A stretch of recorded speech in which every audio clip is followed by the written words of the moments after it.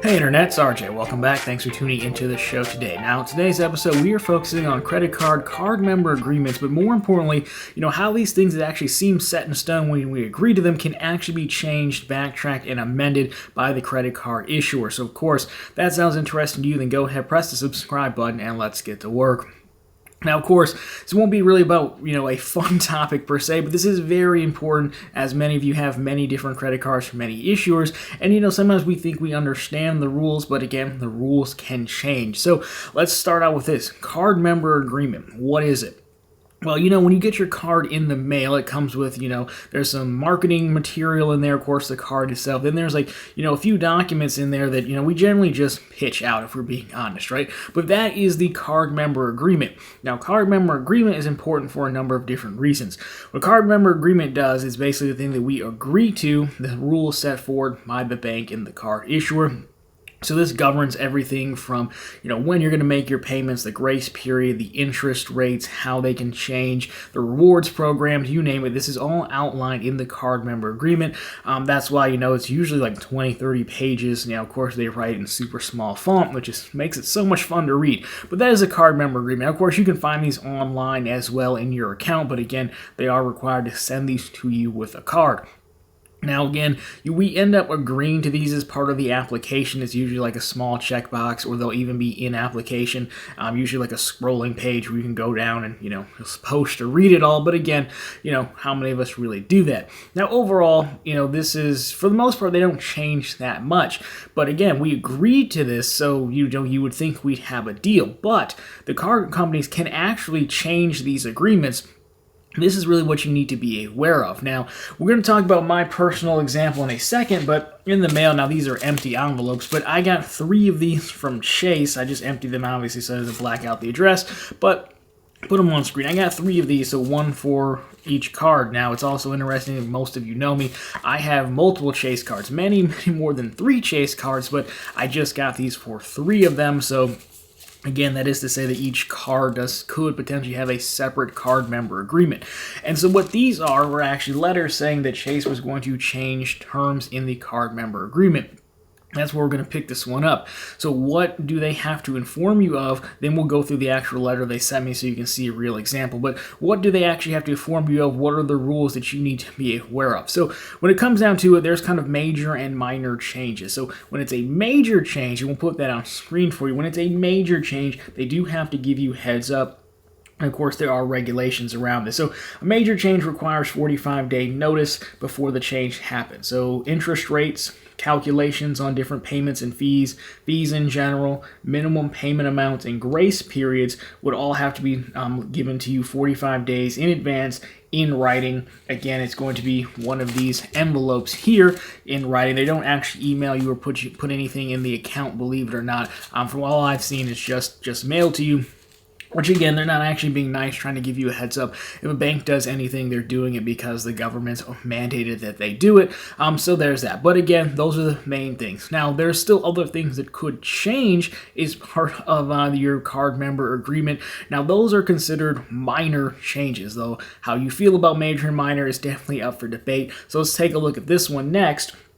So this is what I call no warning for minor changes. So you could get a heads up, but you don't have to. So rewards points, credit limit changes, variable APRs due to prime rates, penalty APRs taking effect, promo rates ending, or account closures where the bank is justified in closing your account. Now, again, these things are also, once again, in the card member agreement telling you what they do and don't have to give you notice for. Now, of course, I would personally think the rewards programs is big enough, but, hey, we have different priorities, us and the bank. So a few examples here. If you remember a while back, the Capital One Venture X has Priority Pass, but they changed it so that you could no longer use Priority Pass for restaurants or spas or things like that. Well, they don't have to give you 45 days notice about that. Again, it might upset you, but again, it's considered a minor change. So again, I find that kind of annoying, but hey, it is what it is, just so keep your eye out for that. Now, 2 other things here, then we'll take a look at the letter that I got. What do you do if you don't agree to these changes or you don't like them? Because again, we agreed to one thing when we opted in and applied for the card, but now they're changing. Well, technically you don't have to agree to them, but that doesn't mean what you think it means. You can't actually say, well, no, I'd like it the old way and leave it that way. Not agreeing or not opting in means you have to phone in, notify them that, hey, you don't agree, but really what you're doing is closing your card. You're not really allowed to keep the card if you're not going to agree to the new terms and conditions, but you do have the right to disagree. It just means they're going to close your account. And that's somewhat unfortunate, honestly. I mean, that's the only option. It's like I used to have a boss that, would pose everything as options, right? Someone's like, well, you could turn in this assignment on time, but you don't have to. Like, well, yes, but what kind of option is that really? One completes the work, the other one likely sees you getting written up or fired. So it's not really an option, right?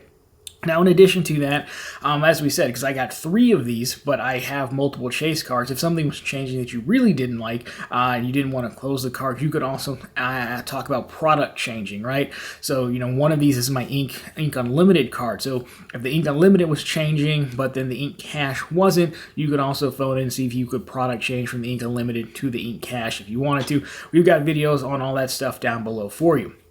So with that, though, let's take a look. So again, I pulled out the letter. I'll put it on screen for you, but you can see the example. So we're making changes to your account terms. So of course, I've just blacked out the address here, but so your Chase credit card ending in blank number. So we want to let you know about changes to your card member agreement. We have included a summary of the amended terms below. We'll take a look at that as well. Please review the full details of the changes and close. So as of February 16th of 2023, so I got these end of December, like mid-December, actually, I can just tell you, December 15th of, December 13th or 14th. Anyways, it'll be 45 days if you do the math. So anyways, new minimum payment calculation. Minimum payment calculation is changing and includes an increase to a minimum of $40. If you make Advantage or flexible financing offers like my Chase loan, that could change as well. Now, fee changes to your card member agreement. Late fee, a single violation of each type will not exceed $29. However, if another violation of the same type occurs in 6 months, then it's $40.